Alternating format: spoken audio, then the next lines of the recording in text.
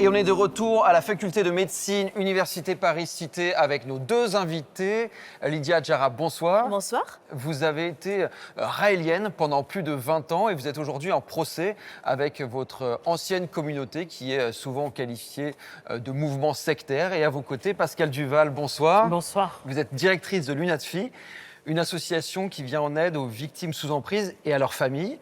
Vous venez toutes les deux de regarder notre reportage. Pour vous, cette communauté que notre journaliste a infiltrée, c'est une secte et Yann Lipnik est un gourou?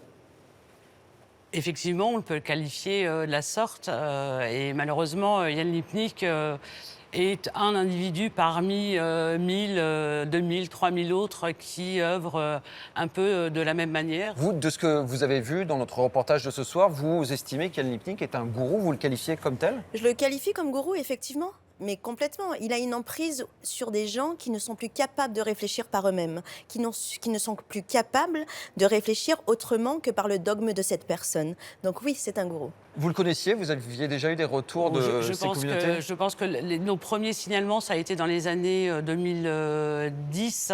Et je pense ça a retenu notre attention, c'est-à-dire qu'on attend que plusieurs signalements concordants pour retenir vraiment et étudier un mouvement. C'était dans les années 2012. Mais pourquoi 2013. rien ne se passe? On a regardé également les chiffres de la Miviludes, on s'est rendu compte qu'en 10 ans, depuis 2014, il y avait eu 77 signalements reçus sur Yann Lipnik et son école, dont 45 qui visaient directement cette personne. Pourquoi ça n'est pas suivi d'enquête ou Je dirais qu'il y a plusieurs éléments.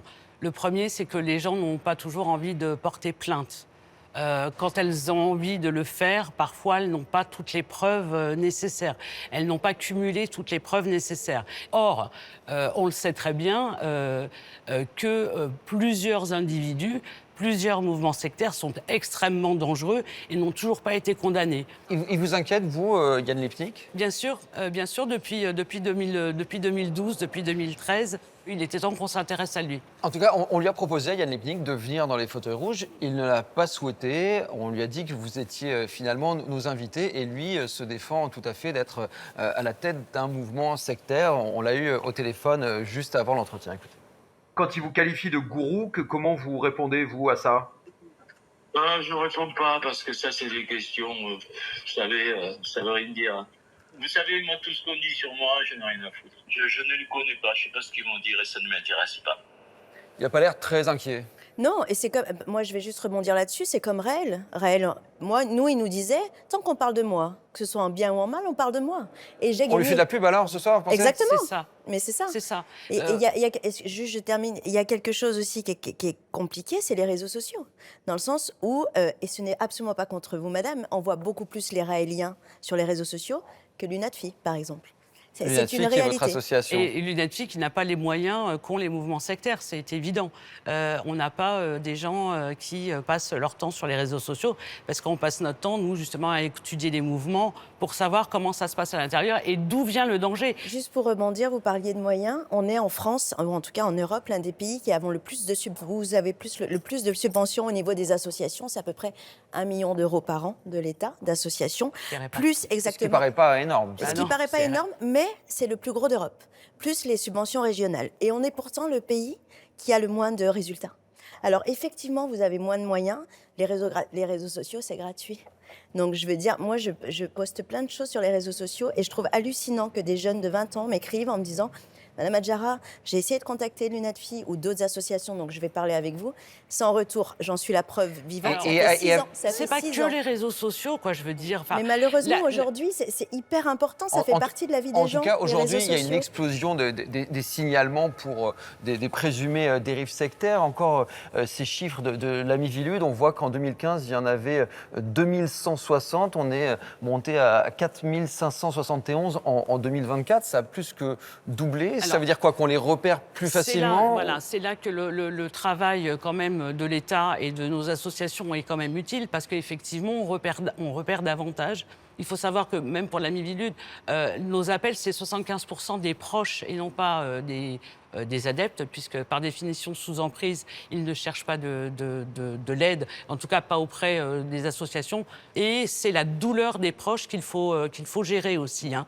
On voit beaucoup les adeptes dans les reportages, mais il y a ceux qui subissent à l'extérieur. Et donc la plupart, vous, des signalements que vous recevez concernent quel mouvement? Alors, toutes sortes de mouvements. On a des signalements concernant Raël, comme on a des signalements concernant la scientologie ou d'autres groupes connus et d'autres personnes moins connues comme Yael Lipnik que vous avez fait connaître ce soir. Alors justement, vous, Lydia Adjara, vous avez été embrigadée par le mouvement raélien. Vous aviez 4 ans à l'époque. Raël, c'est considéré comme une secte en France. C'est un mouvement qui a été fondé par un monsieur qui s'appelle Claude Vaurillon, un Français dont le surnom est Raël et qui explique avoir rencontré les extraterrestres en 1974, c'est ça? Exactement. Excusez-moi, je tourne la tête parce que de le voir sur l'écran en face, c'est compliqué pour moi. Effectivement, Monsieur Vaurillon a créé ce mouvement il y a 50 ans. Il a été se promener et il est tombé sur une soucoupe volante avec un monsieur qui s'appelle Yahvé, donc Dieu, et qui lui a dit qu'il était son père et donc le dernier des prophètes, Raël, et qu'il était là pour sauver l'humanité et qu'il avait un devoir de créer une ambassade pour accueillir ces extraterrestres en paix. Et rétrospectivement, ça vous paraît farfelu? Lunaire. Mais c'est complètement lunaire, parce que moi j'ai la conscience aujourd'hui d'avoir été embrigadée, d'avoir été sous emprise. Et donc du coup, je pensais plus au plaisir de cette personne qu'à ma propre existence. Parce que oui, vous accusez Raël et plusieurs de ses disciples d'abus sexuels lorsque vous étiez mineur, hein, notamment. Vous avez porté plainte d'ailleurs contre Raël. Oui, j'ai porté plainte contre Raël et 2 de ses disciples, qui sont toujours disciples, pour viol, acte de torture et de barbarie, et pour zoophilie.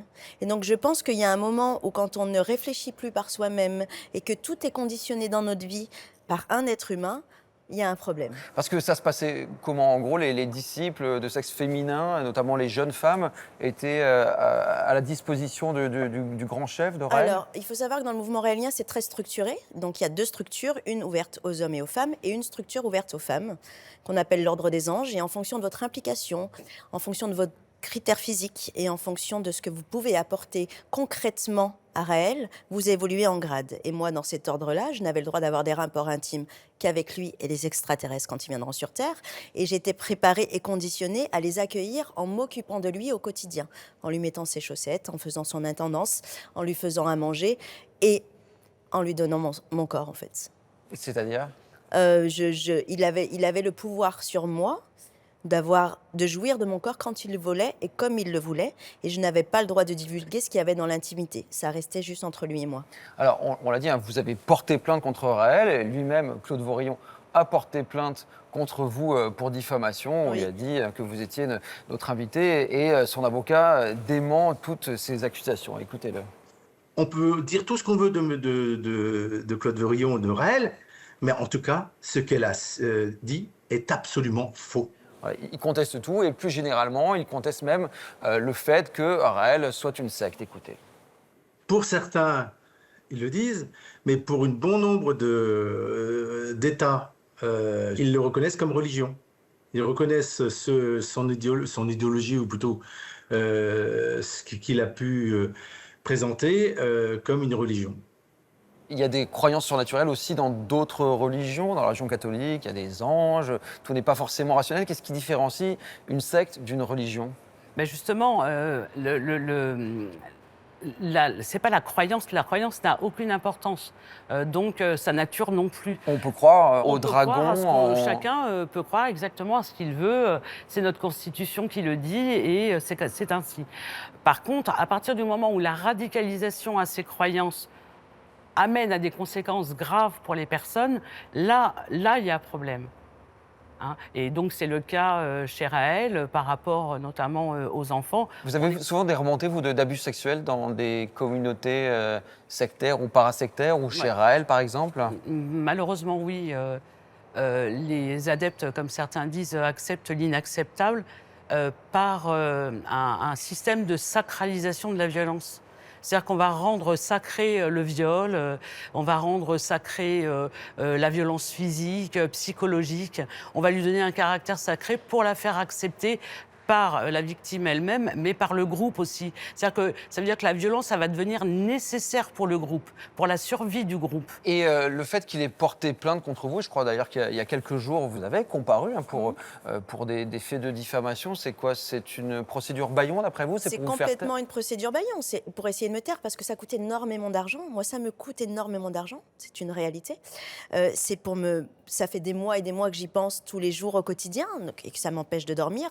C'est de revoir des gens avec qui j'ai vécu. C'est pour que je me taise. Sauf que l'effet sur moi, parce que je suis qui je suis, me donne encore plus envie de parler et de porter ma voix et de montrer l'exemple à d'autres qu'il faut y aller. Alors, il y a en ce moment un film à l'affiche qui s'appelle Gourou. C'est l'histoire d'un coach en développement personnel qui est joué par Pierre Ninet et qui dirige une sorte de communauté sectaire, infiltrée d'ailleurs par une fausse journaliste de complément d'enquête. Est-ce qu'aujourd'hui, c'est ça le problème? Ce sont ces pseudo-thérapeutes qui arrivent à entraîner derrière eux? Oui, ouais. C'est cette multiplication, je vous dis, de ceux qui utilisent les ingrédients du New Age et pour faire leurs propres recettes.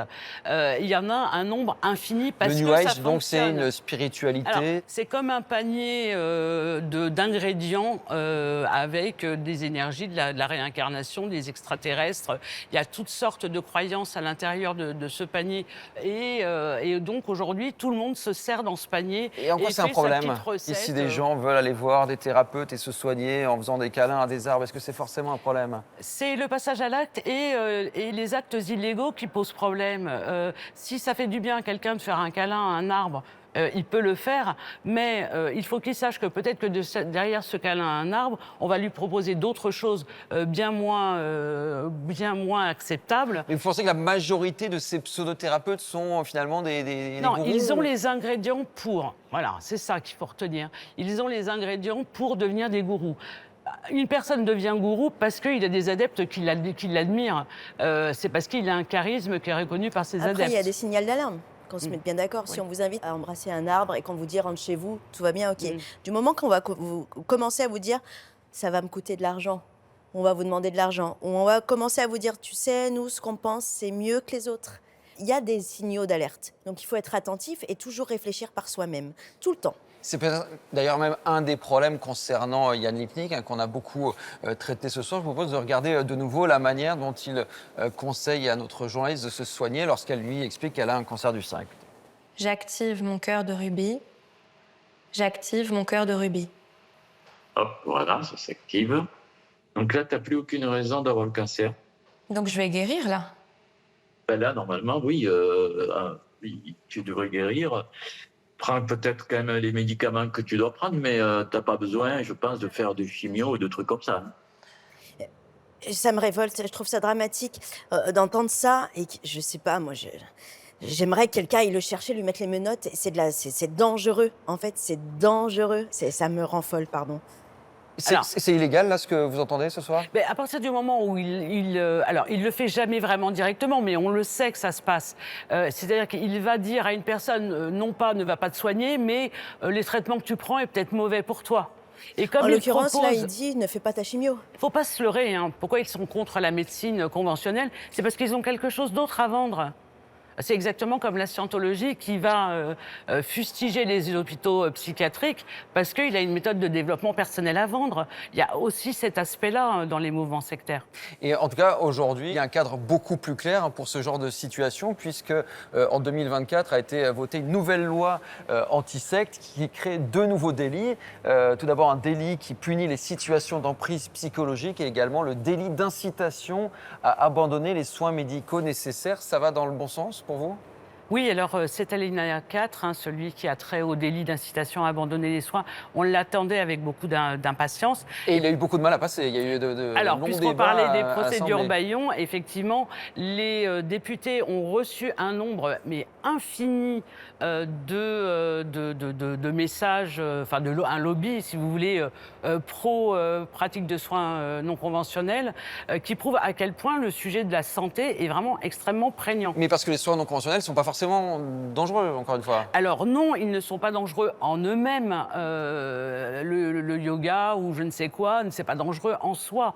Mais après, à partir du moment où Si on ne prend pas conscience qu'on a affaire à des croyances, on ne peut pas prendre conscience qu'on peut avoir affaire à une radicalité par rapport à cette croyance. Et c'est ce qui se passe pour toutes ces pratiques de soins non conventionnelles, puisqu'elles sont considérées comme des croyances. Mais ça marche forcément dans les pratiques de soins non conventionnels parce que les gens sont en manque Bien d'espoir. sûr. Les gens ont peur de mourir, les gens sont prêts à tout pour vivre, Ouais, donc ouais. ils acceptent beaucoup plus.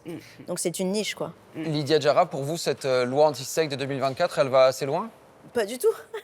C'est en surface. Je pense qu'il faudrait que l'État se positionne beaucoup plus, qu'il assume beaucoup plus son positionnement, parce que je trouve qu'aujourd'hui, c'est petit, quoi. C'est vraiment, il ne faut pas avoir peur. Il ne faut pas avoir peur justement des procédures Bayon. Si moi j'y arrive, petite nana de 42 ans de Lyon, l'État pourrait faire beaucoup plus, je pense. Vous déplorez, vous, effectivement, ce silence. On n'a pas réussi à convaincre le moindre ministre à venir nous parler ce soir dans les fauteuils C'est rouges sur le sujet? catastrophique.